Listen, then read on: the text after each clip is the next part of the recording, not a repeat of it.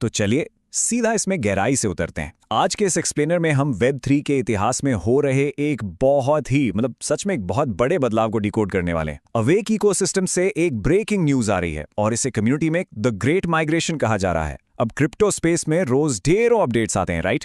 लेकिन ये कोई रूटीन सा टेक अपडेट नहीं है। ये डाई लिक्विडिटी का एक ऐसा विशाल ट्रांसफर है जो आने वाले कई सालों तक एक बहुत बड़े माइलस्टोन के तौर पर देखा जाएगा। स्क्रीन पर जो कोड आप देख रहे हैं उस पर जरा गौर कीजिए। क्रिप्टो की दुनिया में एक ऐतिहासिक कदम उठाया जा चुका है और ये सिर्फ शुरुआत है। सुनने में काफी ड्रामेटिक लगता है ना, लेकिन इसके पीछे का जो वजन है वो बिल्कुल रियल है। जब भी किसी ब्लॉकचेन इकोसिस्टम में इस स्केल पर लिक्विडिटी मूव होती है तो वो सिर्फ फंड्स का ट्रांसफर नहीं होता, वो उस नेटवर्क के विजन, उसकी सिक्योरिटी और उसके लॉन्ग टर्म स्ट्रेंथ का एक बहुत बड़ा स्टेटमेंट होता है। हम पुरानी कमजोर प्रणालियों को पीछे छोड़कर एक नेक्स्ट लेवल फ्यूचर की तरफ बढ़ रहे हैं। सेक्शन 1, एक ऐतिहासिक कदम, अवेक इकोसिस्टम को आगे बढ़ाना। चलिए देखते हैं कि आखिर इस वक्त बैकग्राउंड में चल क्या रहा है। तो असल में खबर यह है कि द आई लिक्विडिटी अब ऑफिशियली ILO यानी initial liquidity offering community pool से निकलकर सीधे अनूबिस मेननेट पर ट्रांसफर की जा रही है। अब एक सेकंड रुकिए, इसे सिर्फ वॉलेट A से वॉलेट B में फंड्स भेजने जैसा मत समझिएगा, बिल्कुल नहीं। आप इसे ऐसे इमेजिन कर सकते हैं जैसे एक पूरी की पूरी बिल्डिंग की नींव को एक अस्थायी जगह से निकालकर एक बेहद मजबूत सॉलिड जमीन पर सेट किया जा रहा है। इसका सीधा सा मतलब है कि पूरा इकोसिस्टम अब पूरी तरह से इंडिपेंडेंट होने जा रहा है और लिक्विडिटी सीधे अनूबिस मेननेट की रगों में बहेगी। ये अपने आप में एक बहुत बड़ा गेम चेंजर है।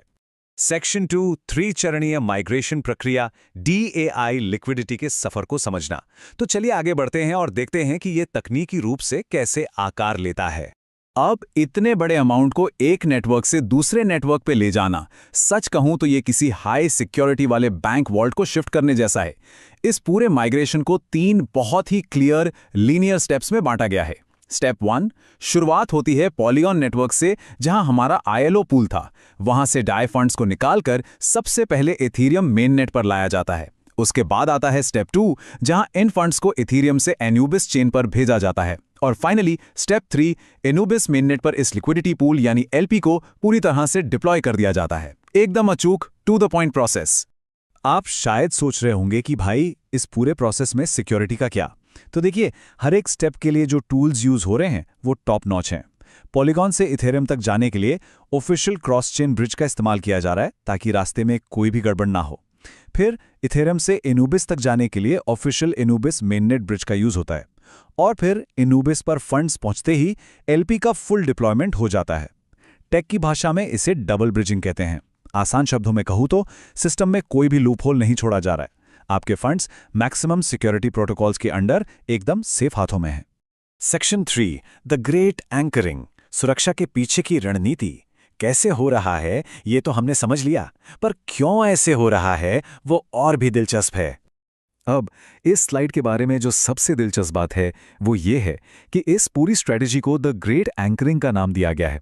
एंकरिंग मतलब किसी चीज को एकदम चट्टान की तरह मजबूती से गाड़ देना। जरा सोचिए, फंड्स को सीधे पॉलीगॉन से अनूबिस पर भी तो ले जाया जा सकता था ना, पर नहीं, उन्हें जानबूझकर इथीरियम की सिक्योरिटी लेयर से गुजारा जा रहा है। और ऐसा इसलिए क्योंकि इथीरियम पर रोजाना अरबों डॉलर्स के ट्रांजैक्शन होते हैं, उसकी सिक्योरिटी टेस्टेड है।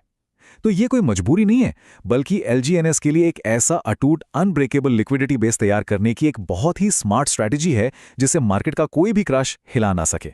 बेसिकली ये 2 बहुत बड़ी ताकतों के मिलने जैसा है। एक तरफ हमारे पास इथीरियम की जांची परखी सुप्रीम सिक्योरिटी है और दूसरी तरफ है अनूबिस चेन का एकदम नेक्स्ट जेन इनोवेशन। जब ये दोनों कंबाइन होते हैं ना, तो ये LGNS टोकन के लिए अल्टीमेट स्टेबिलिटी क्रिएट करते हैं। तो अगर आप एक टोकन होल्डर हैं तो आपके लिए इससे बड़ा एश्योरेंस कुछ नहीं हो सकता। इसका सीधा सा मतलब है कि आपकी लिक्विडिटी सिर्फ रखी नहीं गई है, बल्कि उसे वेब3 के सबसे मजबूत और सुरक्षित किले के अंदर महफूज कर दिया गया है। सेक्शन 4, अनूबिस साम्राज्य की नींव, बाहरी निर्भरता का अंत। अब हम इस प्रोजेक्ट के लॉन्ग टर्म विजन की तरफ बढ़ते हैं और ये बहुत ही शानदार तरीके से दर्शाता है कि हम कहां से आए हैं और कहां जा रहे हैं। एक समय था जिसे हम बाहरी निर्भरता का युग कह सकते हैं, जहां लिक्विडिटी के लिए दूसरे प्लेटफॉर्म्स या बाहरी पूल्स पर डिपेंड रहना पड़ता था। और आपको पता ही है, बाहरी डिपेंडेंसी मतलब हमेशा कोई ना कोई रिस्क। लेकिन अब अब स्वतंत्र अनुबिस युग की शुरुआत हो रही है। अपने खुद के मेननेट पर अपनी खुद की लिक्विडिटी, सारी बाहरी निर्भरता हमेशा के लिए खत्म। ये इस इकोसिस्टम को वो आज़ादी देता है जिससे वो बिना किसी रुकावट के अपनी शर्तों पर तेजी से ग्रो कर सके। तो सबसे महत्वपूर्ण बात यह है कि ये जो कुछ भी हो रहा है वो सिर्फ एक आम सा टेक अपग्रेड नहीं है, ये लिटरली एक साम्राज्य खड़ा करने की घोषणा है। एनुबिस साम्राज्य की नींव रखी जा रही है, एक ब्लॉक एक कदम। ये कम्युनिटी के लिए एक बहुत ही पावरफुल मैसेज है। यहाँ होने वाला हर एक ट्रांजैक्शन, हर एक क्रॉस चेन ट्रांसफर इस नए एम्पायर की एक ईंट की तरह है। ये स्टेबिलिटी, आज़ादी और एक अटूट भरोसे की कहानी है जिसे पूरी ट्रांसपेरेंसी के साथ कम्युनिटी के सामने रखा जा रहा है।